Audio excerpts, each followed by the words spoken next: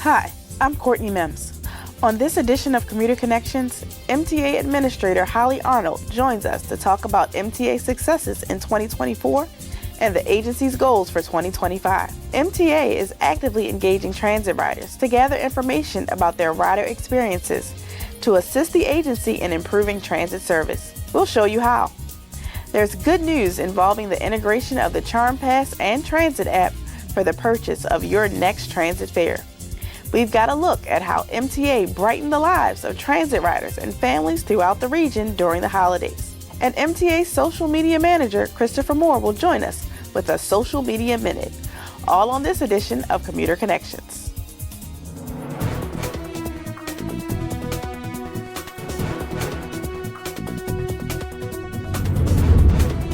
A new year begins new goals and plans for transit as MTA continues on the path of providing world-class customer service. I recently sat down with MTA Administrator Holly Arnold for a look at the agency's successes in 2024 and the vision and goals for 2025.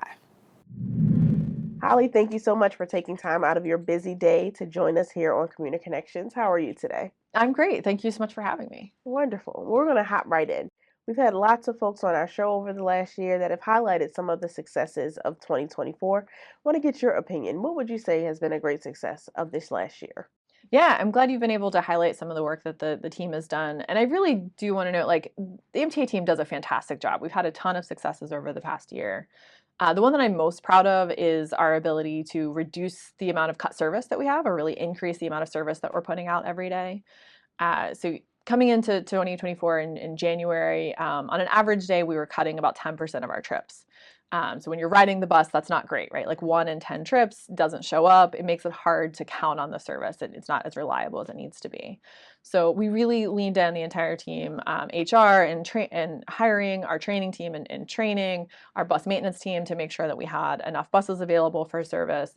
And through all those efforts, we're now at a point where we're cutting, less than 2% of service every day. I'd like to get to, delivering 100% of service, but I'm really proud of that improvement. And it's improved the reliability, it improves the rider experience, and makes our system a lot easier to use.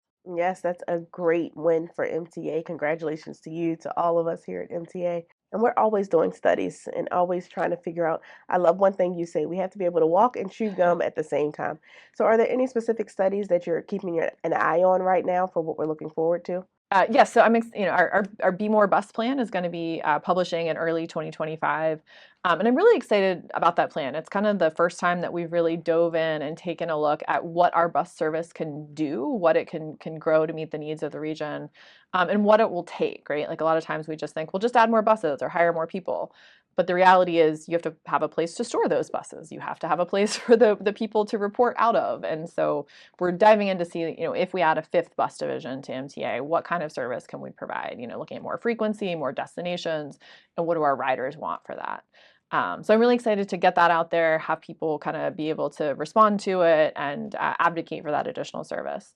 We're also putting out our MARC growth and transformation plan. So looking specifically at our MARC service, what additional service we can get, and tying it to kind of like what's a 5-year vision, 10, 15, and then a kind of unlimited, right? Like we get unlimited money, unlimited time. What can we actually do to make that service better? And with all that, you're going to need more mechanics, and we've got the apprenticeship program going. Tell me a little bit about how that's gone so far. Yeah, so I am thrilled to have MTA's first apprenticeship program, really the first apprenticeship program at MDOT has launched here at MTA. So we brought on 10 apprentices to learn how to become mechanics, working with our diesel buses and working with our electric buses kind of through a 3-year program. I've met with the class a couple times. They're fantastic, and I'm so excited to see how they learn, how they grow, what the agency can learn from that. We talk a lot about, succession planning and needing to plan for the future, and this program allows us to do that. The biggest thing that I keep hearing is other parts of the agency want that same program, and so that's going to be the hard part is making sure that we get this right, and then also managing growth so that we can expand it. Wonderful. Now, shifting gears a little bit, red line, purple line. There's been a lot of movement there over the last year. Since we last had someone talk about red line, we hadn't done these sessions where people could come in and give feedback. So where is red line today, and what are you looking forward to? Yeah, so I'm incredibly proud of the work that the Red Line team has done over the past, 18 months to take this project from an announcement in June of 2023 to the point where we now know what the mode is going to be, and we're diving in further on what the specific alignment's going to be. This past October, we held a series of open houses. We had a few hundred people who attended, a lot of people who responded to the survey to tell us, do they think it should be in a tunnel through downtown or on the surface? If it's on the surface, where it should go. So we're continuing to dive into that, do more technical research, and looking to make an announcement on what the alignment will be sometime in 2025. And Purple Line has hit some milestones as well. Tell us about that. Yeah, so this is the year of momentum, as we've kind of branded it for the Purple Line. We're really into full scale construction across the entire alignment. And this year we celebrated receiving the not just the first light rail vehicle, but the first 7 light rail vehicles for the alignment. So we had an event for that, and it was really fantastic. We also were able to complete major construction at the University of Maryland campus. Freshmen coming into campus this year for the first time in a really long time don't have a campus that is filled with fences and filled with major construction equipment. I want to be clear, we're not done there. We're still doing work, but that is a major milestone that we're really excited about. Well, wonderful. That's great. Red line, purple line, everything seems great. But there is an elephant in the room. There is still a funding problem. How are you looking to handle those hurdles that still come with advancing the system, advancing construction, and making MTA the best it can be? I want to be really clear, like this is not unique to MTA. When you look really around the country, there's a lot of transit agencies that are looking to the future, facing rising costs and looking to tackle, how they're going to address those funding issues. I'm grateful to be in Maryland, where we have a fantastic, support from Governor Moore and from Secretary Wiedefeld, who are committed to transit and committed to making the region and the state the best that it can be. MTA is being creative.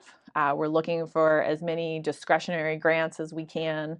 We've been very successful in that. Last year we were awarded a grant for our light rail vehicles.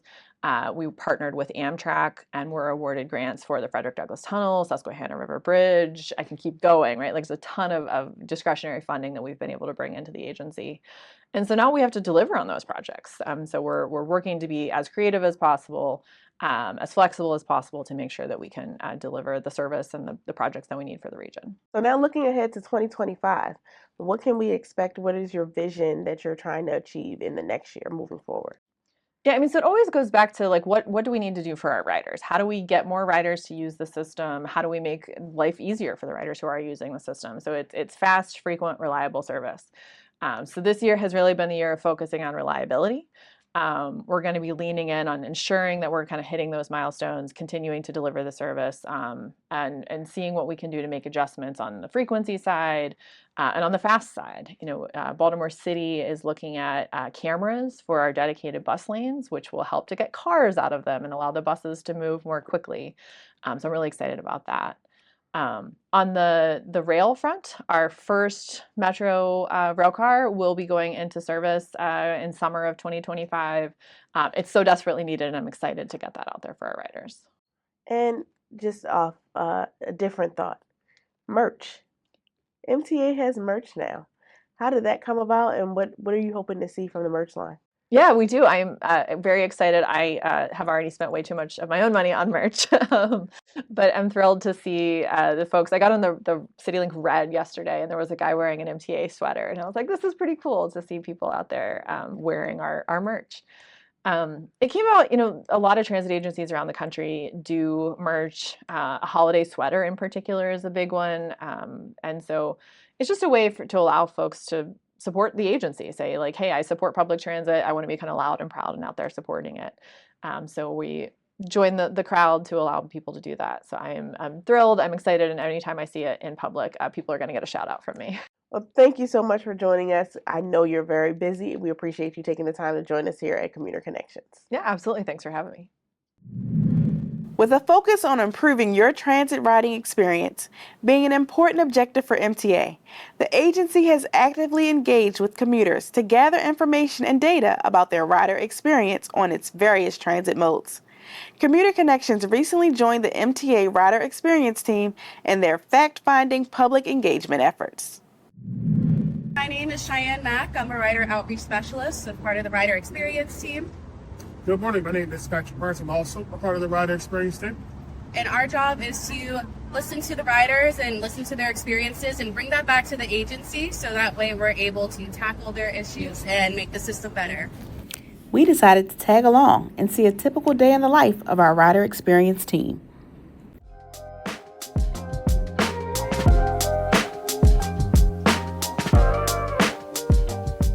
So when we finish an interview or during the interview, we like to capture the experiences of the riders. So we typically will ask them if they ride bus, metro, light rail.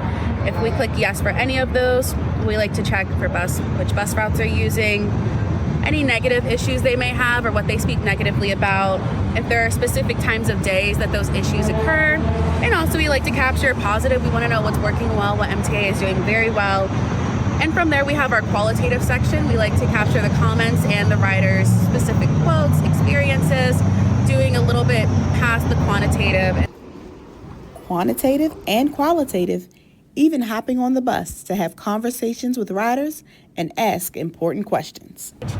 How frequently they ride our services, we also like to take that too. So if they're an everyday rider, if they're riding only for certain times of the year, like a concert, a sporting event, we capture all of that within our form. So that way we can look back at it in the future and see, okay, we had this many interviews from our bus side. Let's go through and see what the biggest issues are, what is working well. Same thing with our rail systems and all of our other modes of transportation. They take all that data back to the office, organize it, and share out with various teams at the MTA. Rider Experience is making your experience even better.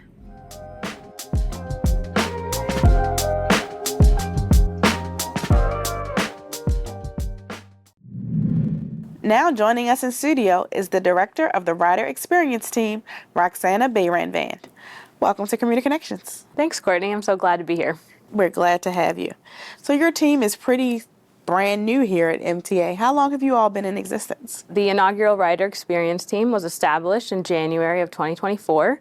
It's the agency's priority to make sure that we were focused on keeping our riders at the center of our decision-making process.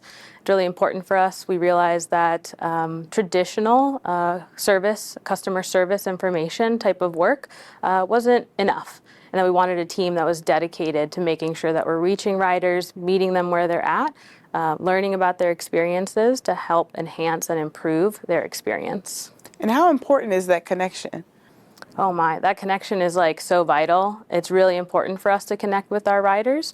Our mission is to make sure that we elevate and we amplify the voice of our riders, and that we're doing that by actively collaborating with, not for, I like to really emphasize that, with them and with our operators and with our MTA staff. It's really important to make sure that we're collaborating to co-create solutions with them to enhance and improve their experience. And how often do you get to engage with the public in this way? Yeah, we often engage on a monthly basis and sometimes weekly, depending where we are in our innovation process. We go out into the field and we have one-on-one conversations with our riders. It's important to make sure we're meeting them where they're at, so we find them at bus stops, transit hubs, and riding along on the vehicles as well. And how many members are there on your Rider Experience team? Yeah, we have 5 full-time members. We have members with a variety of backgrounds and experiences, everything from data analysis, communications and marketing, community engagement, public involvement, change management, bus operations, and more. Wow, okay. So in the package that our viewers just previously watched, they got a chance to kind of see what your team does. And so I just want to ask, what kind of information do you glean from those interactions? Yeah, we learn a lot from those interactions. We look at our work through 3 key strands of information. One is quantitative, one is qualitative, and one is inspirational research. And our qualitative is the type of information we gather from the stories and experiences that our riders share with us. This helps humanize their story and helps us understand and empathize with the challenges, the pain points, the struggles they have, but also identify opportunities that we have with them as well. Can you give any specific examples? Sure. Again, our rider talkers go out into the field, and we might be waiting at a bus stop, and then we have a conversation with a rider. We understand and we gather what type of issues they have. So this could be anything from bus frequency, real-time reliability, customer service from operators, or even interactions with other riders that they'd like to see improved as well. And we're able to extract some insights from that, be able to see some themes and patterns that ultimately help us to point us in the direction to start co-creating some solutions together. And so you're involved with the public as well as the bus operators. Can you tell me a little bit more about that collaboration as far as hearing from operators, hearing from people that ride the system? Yes, our interactions, relationships that we are creating with our bus operators is essential to the work we do. Our operators are the face of our agency, and it's important for us to also understand what their experiences are, the kind of resources they have, the support they have from our agency to do the work effectively. So we also engage with them by having conversations out in the field when they're taking their breaks. We do ride-alongs with them, a day in the life of an operator. We've conducted workshops and focus groups where we bring in different operators from divisions and also hear their challenges and areas of opportunities.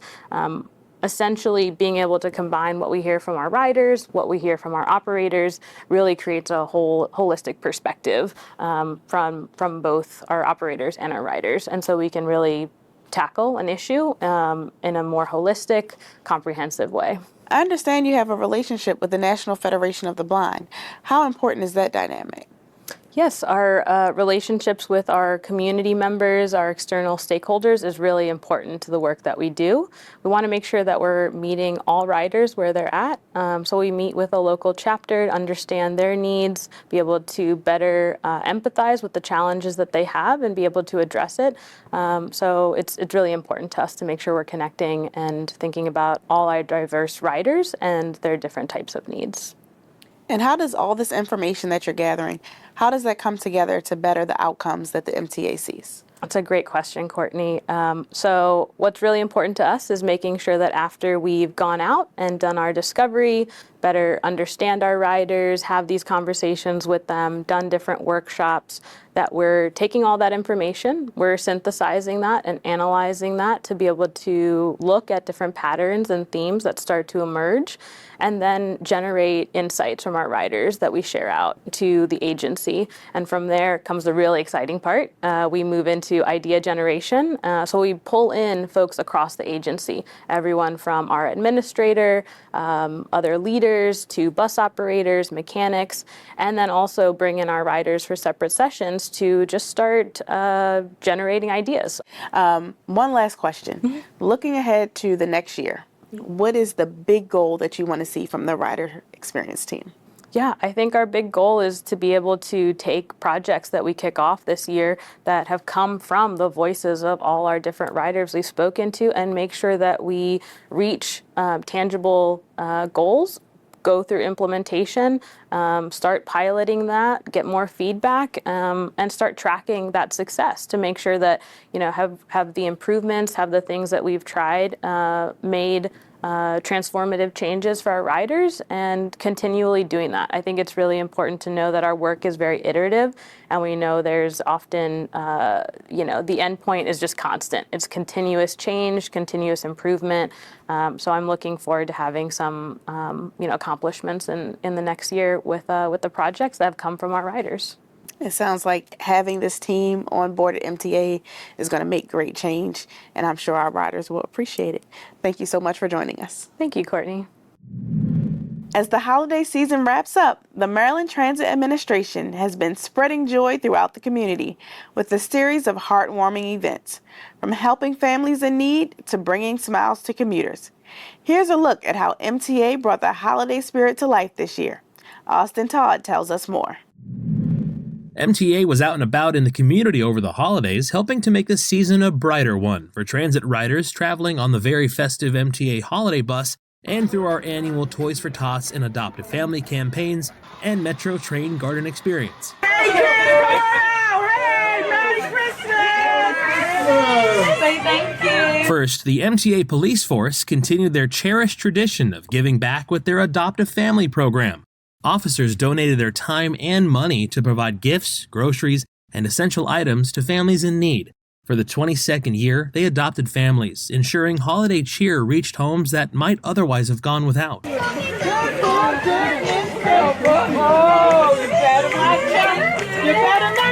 My favorite thing is just seeing the smiles on the kids' faces. That's it. In a more whimsical touch, the beloved Mondawmin Train Garden continued to dazzle visitors of all ages. Located on the mezzanine level of the Mondawmin Metro Station, this intricate holiday train display has become a Baltimore tradition. Featuring miniature trains chugging through festive towns, the garden has drawn hundreds of visitors this season. Mark Train team joined the spirit of giving with their annual participation in the Marine Corps Reserve's Toys for Tots drive. Commuters were encouraged to donate new, unwrapped toys at designated Mark stations, and they met the challenge. It's been going great. We've been getting a lot of donations. It's great to see people really helping. It makes us feel pretty good, especially being out here, seeing people giving back to less fortunate. Watching everybody come in, donate. It's very makes you feel pretty warm, especially during the holiday season. If you missed out on giving this year, don't worry. Mark Train has been partnering with the Toys for Tots program for the last 30 years and has no signs of slowing down. Be on the lookout for us next year. Last but certainly not least, the MTA's longest-running holiday tradition was back in full effect. For the 46th year, the holiday bus lit up the streets with its vibrant design and festive music. Adorned with colorful lights and holiday decorations, the bus spread cheer on its routes throughout the city. Passengers were treated to candy canes and friendly greetings from Santa Claus himself, who made guest appearances on select rides. All in all, it was another great year of holiday cheer. For Commuter Connections, I'm Austin Todd. From acts of generosity to joyful displays, the MTA's holiday initiatives have brought the community together in a season of giving and celebration. The MTA looks forward to continuing our commitment to service in the new year. MTA recently made the purchase of transit fares a little easier for transit riders by integrating the convenience of the Charm Pass with the functionality of the MTA Transit app. Transit riders are loving it. We'll show you next.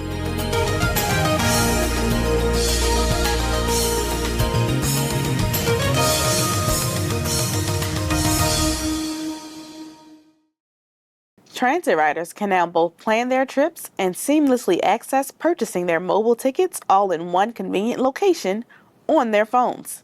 It's all made possible by integrating the Charm Pass and Transit app for the purchase of fares. Joining us with more on this Transit app upgrade is MTA Director of Service Information, Steve Gladstone. Welcome to Commuter Connections. Thank you for having me. So what is the update to the Transit app? The Transit app, what we've done is we've integrated a deep link into the Charm Pass application, which basically allows users of the Transit app to, with a single button push, launch the Charm Pass app on their mobile phone and use their fares to pay for their service. So what's the goal of this update? It's a great quality of life improvement for our riders.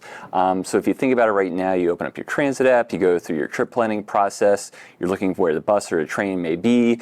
You might be unsure what bus or train you might actually be taking at any given point in time, depending upon where you are within the region. So with this quality of life update, you know where your bus is through the Transit app or where your train is through the Transit app.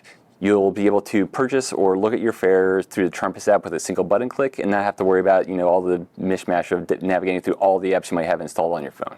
It really is helpful and beneficial for making that process as seamless as we can make it. And this is all pretty new. When did it launch? So we launched this at the end of October. It was around October 30th that we introduced this integration with the Transit app. Okay. And how did this idea come to be? You've been saying it's quality of life. So how did this idea come to be? Indeed. So Michael Helta, the Chief Customer Experience Officer in our newly formed Office of Customer Experience, he has been championing this for a little while now. The ability for riders to be able to seamlessly purchase their fares through the Transit app. So the Transit app is our app of choice, our partner app for real-time vehicle location information and predicted arrival information. So being able to let riders see where the bus or train is and also be able to purchase their fares through the app, in this case through a single button click, makes it a whole lot easier. It's been something that riders have asked for in the past. Other agencies have offered it, and so now we're getting on board and offering up to our riders. And which riders can use this? Is it fluid? All riders of our MTA's transit modes can. So whether you're riding a local bus, the Metro Subway, the light rail, the MARC train, or even commuter bus, all riders of those modes are able to use this integration and purchase their fares through the CharmPass app and this transit app integration. Okay, so just walk me through it from beginning to end. I take out my phone, what do I do? Sure, so the first thing you'll need to do is you'll have to have the transit app and CharmPass installed on your phone. Without those, this obviously will not work. So once you have the transit app and CharmPass installed on your phone, you will pull up the transit app, say you're waiting at the corner looking for your bus. You see the bus is approaching, might be a few blocks away. You decide, okay, I'm going to take this bus in order to get where I need to go. You would tap on the button. There's a button at the very bottom of the transit app that just says MDOT with a link with a button that says tickets. Tap on that button. It'll pop open the transit app and you'll be able to purchase a fare right there. Or if you have a fare already purchased that you have not activated in the CharmPass app yet, you can tap on that fare and activate it right away. Are there any fees associated with purchasing a ticket this way? There is not. So Transit app and CharmPass are both free, and there's no additional cost associated with this. And on top of all that, we've actually recently offered up access to the Transit Royale in the Transit app, which gives you even more functionality in the Transit app for riders of the region. So what's been the response? Like you said, it started in October. We're a few months removed from that. What's the response been so far? It was hugely positive. So we got a lot of positive response on social media from riders. We saw a huge spike in usage on like the first few days as everyone goes to try out this for like the first time.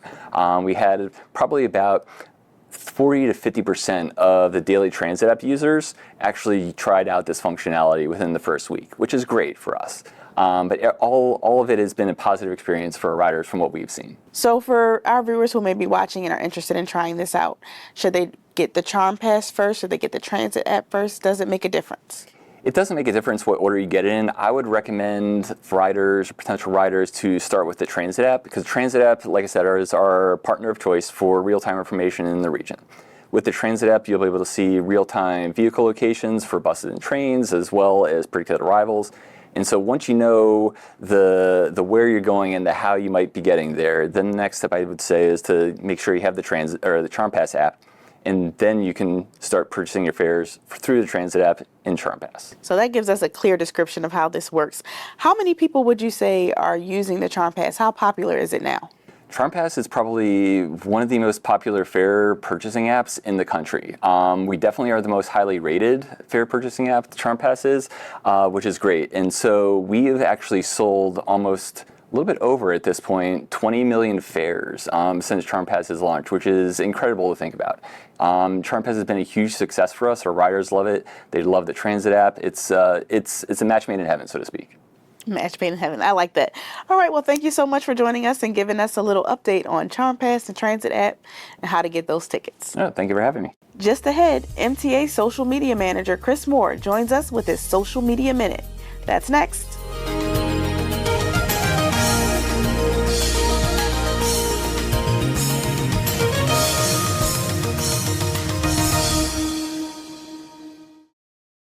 Now we check in with one of the hardest working folks in the world of social media. Well, at least at MTA. For a look at some of the happenings there, here's Chris. Maryland, this is your social media minute. Social media is changing the way we connect with our community, and in 2024, the Maryland Transit Administration took that connection to the next level. In 2024, MTA collaborated with over half a dozen local businesses and partnered with the Baltimore Main Streets to produce an exciting show highlighting how residents can easily navigate and connect with our transit system. It was all about making travel simpler and strengthening our ties to neighborhoods we call home.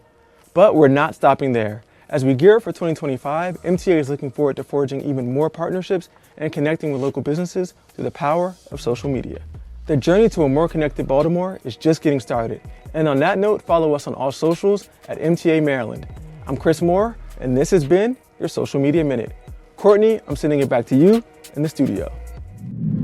That brings us to the end of another Commuter Connections program. Thanks for joining us. We'll see you next time.